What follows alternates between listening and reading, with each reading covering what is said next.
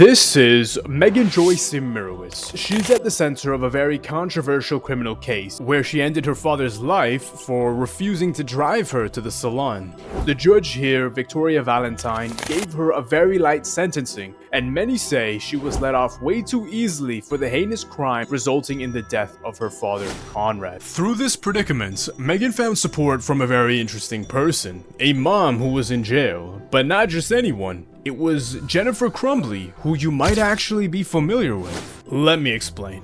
Equality over everything.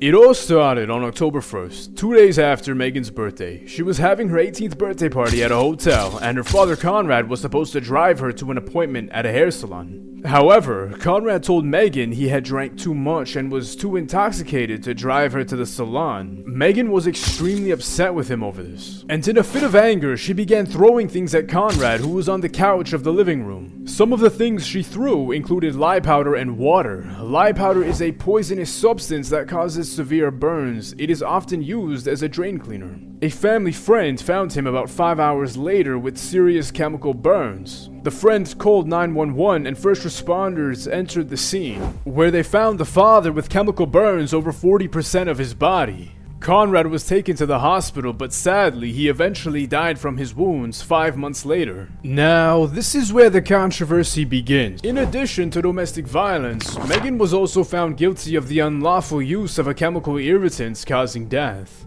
which normally carries a minimum sentence between 51 to 85 months of imprisonment. And so, it was recommended that such a defendant would be sentenced to a term of 5 to 25 years in prison. Now, despite this, Megan was only sentenced to 1 year in jail and 5 years probation with time served, as she had already spent 17 months in jail, which means she was released and freed at the time of this sentencing. To give you an idea of similar crimes, this is Dalton Clark, who sucker punched 27-year-old Clint Seymour and was sentenced to 15 years in jail for assault and battery with no intention to kill. Now, going back to Megan Imirowicz's case, there are some additional details to highlight. After leaving her father on the couch covered in lye powder, she had a friend take her to her appointment at the hair salon and later went to the hotel for her birthday party. When she was trying to pay for the hotel, she was having some issues with her credit card. Megan called her friend named Kayla and asked her to stop by Megan's house to get credit card information from her father Conrad. Kayla was the family friend who had arrived at the house and found Conrad on the couch with severe injuries. At that moment, Megan called Kayla asking for the credit card information, but before Kayla could explain what she was seeing, the call ended.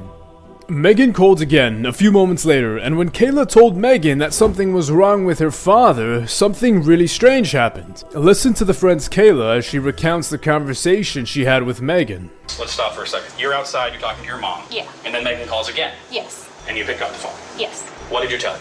I said, Megan, something's wrong with your dad. And what did she say?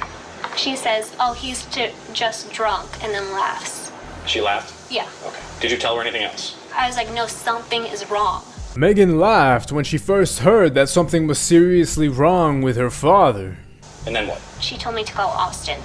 Austin is Megan's brother, who then told Kayla to call 911, which she proceeded to do. While Conrad was at the hospital being treated for those injuries, his daughter Megan called Kayla twice more asking for her father's credit card information. When Kayla told Megan that Megan's dad was in the hospital, Megan just hung up on her. Police caught up with Megan around midnight at the hotel where her party was happening. And here's the conversation she had with the police in which she appears to have been caught in a lie. You said you threw bread.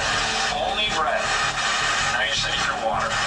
If you tell us the truth, it will be better for you, okay? Rather than lying and then we're beating around the bush and then we're out here for hours on end when we can just figure out what's actually going on, okay? That's why we're here. We're just figuring out what's going on. So do you want to restart and tell us what happened? It was on and off. He would fall asleep in place and then he'd wake up. It wasn't like he was fully awake. Obviously, he was intoxicated. So was he coherent or was he just totally like, he was out of it? Was there any white substance that flew out of something when you threw something at him or anything?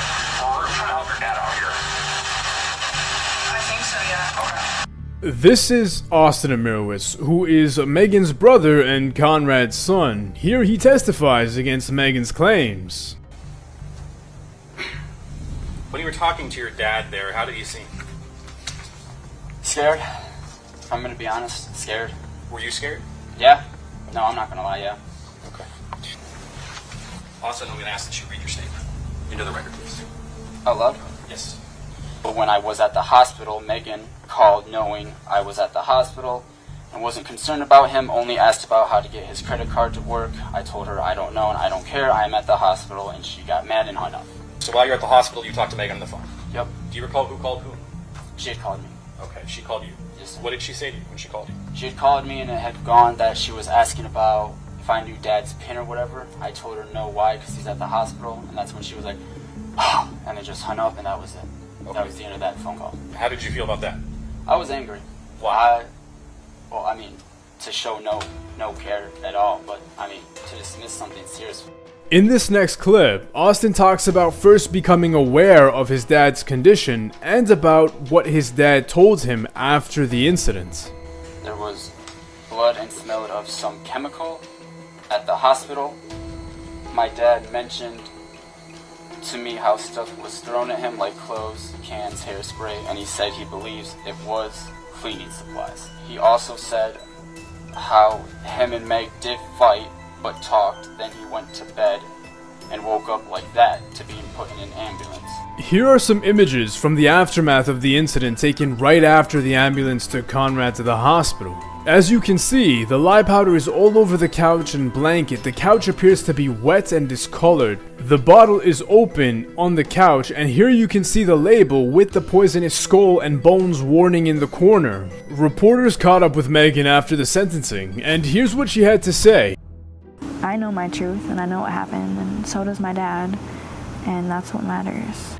After spending 17 months in the Oakland County Jail, Megan was released upon the sentencing. The prosecutor alleges that you threw a lie on your dad, and you say you did not. They just want somebody to blame, and nobody wanted to ever believe that my dad could hurt himself or that anybody else could hurt him. Something was thrown on your dad, or you did toss something over, but it wasn't lye. Yes, What I tossed some bread at him to get his attention. Megan was initially facing the charge of assault with intent to do great bodily harm and misdemeanor domestic violence. However, the father later died as a result of this incident. 6 months later, it turned into first-degree murder, and they kept lowering it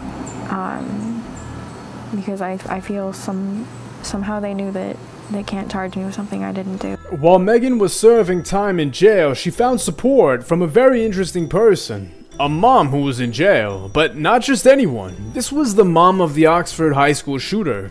Her name is Jennifer Crumbley, mother of Ethan Crumbley, who had fatally shot 4 people and injured 6 at his high school. His parents are accused of buying Ethan the gun that was used in the school shooting.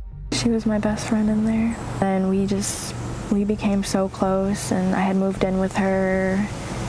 She was just everything that I could have wanted in there. The prosecutor's office provided this statement about the sentencing. This was not the sentence we advocated for. However, the judge ultimately decides what sentence will be imposed. And there you have it. That is the case of Megan Imirowicz. So what do you think? Was she let off too easily for causing the death of her father, or was the sentencing fair? Would it have been different if it were a young man being charged, such as in the case of Dalton Clark, who was sentenced to 15 years for unintentionally killing someone with a sucker punch?